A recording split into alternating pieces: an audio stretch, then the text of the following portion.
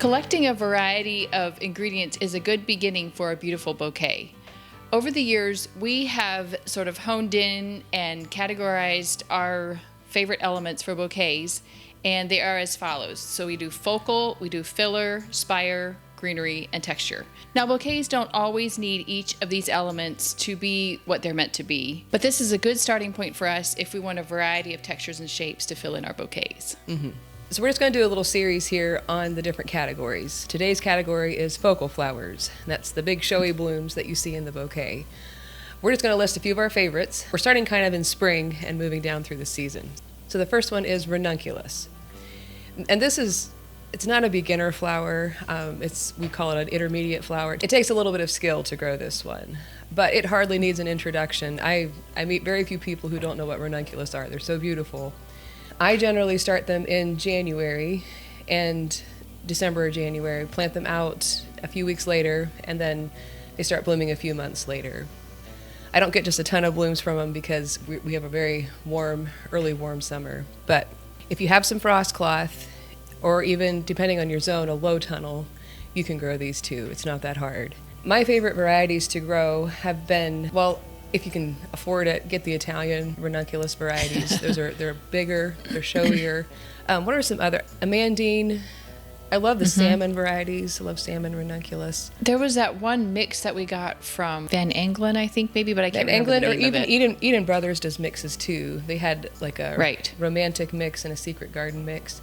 But I find if I get a mix, I tend to get all the single petaled varieties, not the really full ones that I like. So you probably will have better luck. And one more thing, we made a video a number of years ago, I think 5 years now, about how to build a low tunnel if you want to grow ranunculus in a colder zone. So we'll link that below, or I'll put it somewhere here.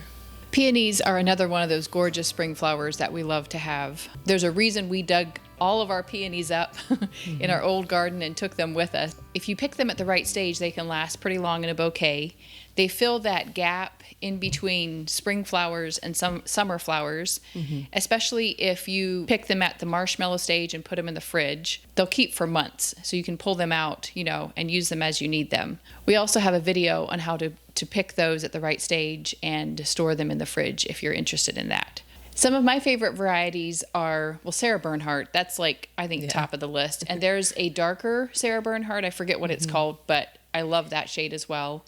I like Dinner Plate as a medium pink. And then we also have Armani peonies. I'm not sure if that's my favorite, but I love those three. Yeah, Armani is a really dark burgundy. I love those three. Those are probably my favorites. And then there's some white ones. Shoot, what's the creamy white one that we had grown? It's very fragrant. The Duchess. And then Duchess. I don't know how to say the rest of it. Yeah, Duchess de Nemours or something. And there's a really pure white one. Shirley Temple, I think. Temple, yeah. I think they almost can be blush at certain times in the seasons. The bud is actually really, blush, really soft. But when they fully open, they're pure white then, with maybe a little bit of pink vein. Yeah. So moving on to Dianthus. And this flower I did not really like for many years, but I don't know why I decided to grow it a couple years ago here in Arkansas. And I've really come to appreciate it because it blooms. It's a focal flower when there's not many focals in spring. Spring can be a little bit scarce on focals. It's got lots of spires. You got foxglove and all that good stuff. But Dianthus, if you get, I love a white Dianthus. It's a pretty ball shape. And I don't have variety names. I'm not sure if there are a bunch of different series. Barcelona, maybe. I think that's the kind I'm trying for first time this year is Barcelona. You convinced me. Yeah. I actually really like a bicolor. It's a purple and white one. It doesn't go with every color palette, but it kind of fits that really bright spring color palette I like. They're very cold tolerant. I had planted them out last fall, did not cover them, and they look pretty singed right now, but I think they'll recover and they'll be fine. So it's one of those things you don't have to fuss with a lot. You can plant it in the fall and then they just reward you. And one other nice thing about them is they keep blooming. They're cut and come again. The third and fourth set of blooms aren't quite as big maybe, so I don't keep them past that, but they keep producing for you. Lisianthus is another, what we would probably term as an intermediate flower.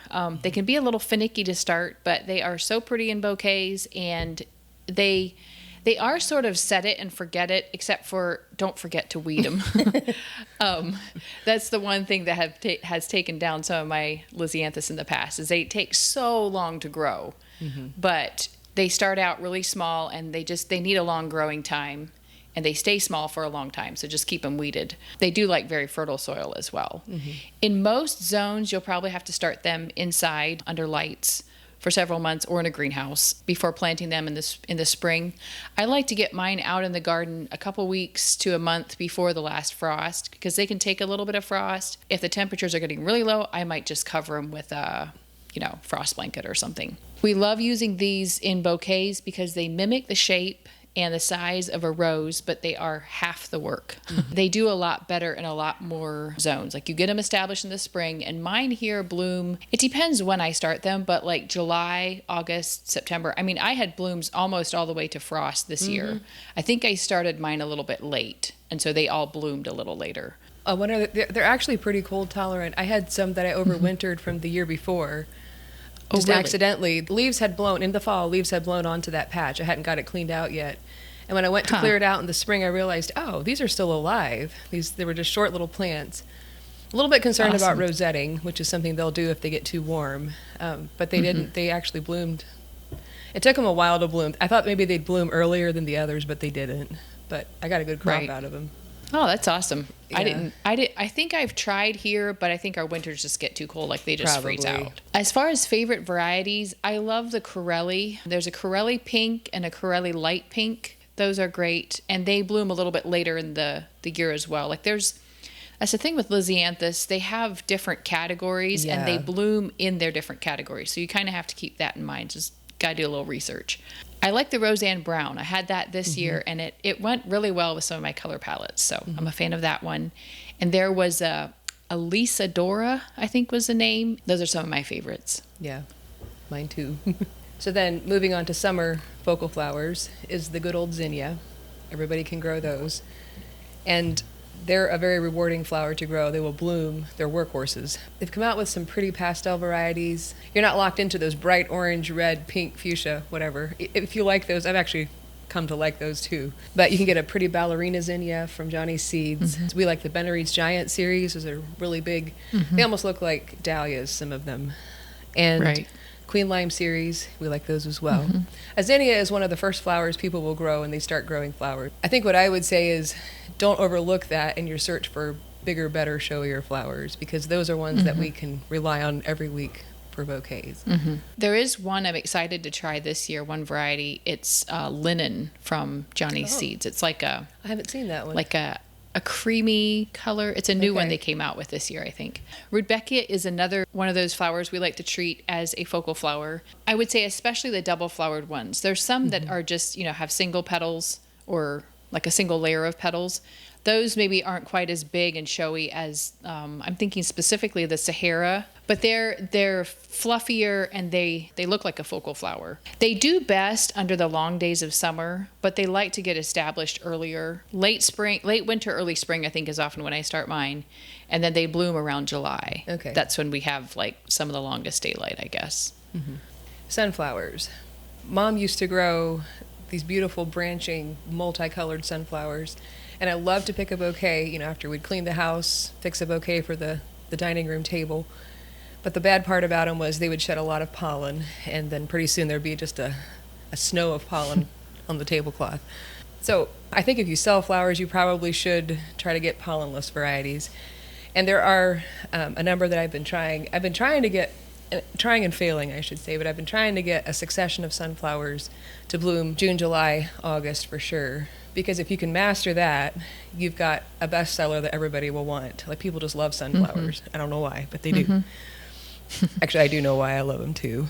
But some of the varieties I found, and most of these are single stem or pro-cut sunflowers. The Sunrich series, I like the Summer Province and that. I've been trying to find a really pretty, just a classic sunflower with a dark center. There's many varieties out there to grow. Sonia is another one, and then Soraya, Soraya, really pretty. And Sunfill Green is a little weird sunflower I found last year I actually really like. Sunfell Green, and then there's also Sunfell Purple, I think. And then the Pro Cut series, which are kind of expensive. But go ahead. Yeah, sorry. I was going to say, is that Sunfield Green the one that you pick like more in a bud stage? Right. It's more texture okay. than a focal almost. But yeah. But I could see how it could work as a focal. Yeah. And the deal with Pro Cut or single stem varieties is they only bloom once. And so you have to plant a bunch of them multiple times. And I have issues with critters eating either getting the seeds or they love little sunflower stalks. So I'm still trying to figure out a way to keep them from doing that. Do you grow sunflowers, Rosita? I do. Last year I didn't. I think I didn't get them planted or something. Okay. I use them more later summer, fall, I think. Right. But yeah, I would love to have sunflowers all season long too in the especially garden. like the darker, the red varieties or the Pro Cut plum. There's a whatever. strawberry lemonade or strawberry blonde. Strawberry lemonade, I think it is. Strawberry lemonade. Okay. That one I really like because that goes with a lot of my colors. I'd actually love to hear if you have any good varieties, good single stem varieties. I'd like to hear what y'all grow. I actually do the opposite. I go for the branching varieties because... Have you found some that don't shed pollen? Not really. No. Okay. Yeah, you have to pick them. I think too, if you get them early when they've just like got one petal cracked. Any sunflower you need to pick early, but yeah. Right. I think that helps, but it's still going to shed pollen everywhere. So, all right. Then dahlias are the last one we have on this list. Last but not the least. No. If you can create the right conditions for these divas, they will reward you. They can crank out the blooms. There's a variety of colors you can pick from, shapes. Some are hardier than others. We did a video recently on our favorite dahlias, so we can link that as well. Ball dahlias are probably the most versatile for like any kind of bouquet, so we have a lot of those. My first memory of dahlias was Mom had these giant yellow, like a light buttery yellow dinner plate dahlia. Do you remember those? Yeah, I do. They were a thing long ago, and I guess they're a thing now. Yeah. We have lots of favorites, and like I said, we made a video of our favorites, but probably if I was going to name one, no, I'll have to name two. Peaches and Cream and Sweet Natalie are probably some of my favorites, especially for focal flowers. Mm-hmm. Now you're making me pick a favorite child. I don't know. They just have to go watch the video. Okay. I like almost all of them. Not quite. Yeah. Dahlias do require a lot of work. You have to lift them. A lot of these you can grow from seed. Peonies would be, perennial. Ranunculus you have to grow from corms, and dahlias as well. So they're a little bit more work, but I think they're worth it. This is probably not an exhaustive list of all the focal flowers you can grow. I know it's not. There are a lot of specialty focal flowers that you could grow, like garden roses and lilac and all that stuff, but they don't do so well in market bunches. They don't hold up. So this list, if you choose to grow them, put in the work to learn how to grow them, I think you'll be well on your way to having good material to work with for your market bouquets or for whatever you're doing.